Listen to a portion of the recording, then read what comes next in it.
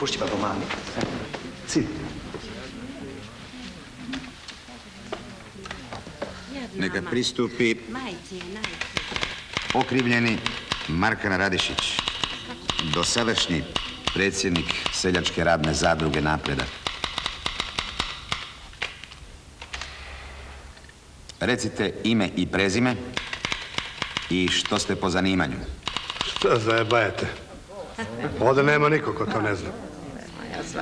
Izvolite primiti do znanja da niste u krčmi nego pred Narodnim sudom. Dobro. Zovem se Markan Radišić. Predsjednik sam zadruge. Bar sam bija. Jeste li vi inkriminiranog dana pucali iz pištolja ravno u srce Miliše Matića, čime je kod imenovanog istog trenutka nastupila smrt? Jesam. Da.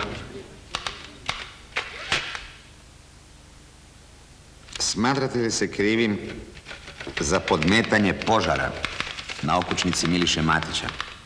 Slušajte, suče. Ko to kaže, jebat će mu mater.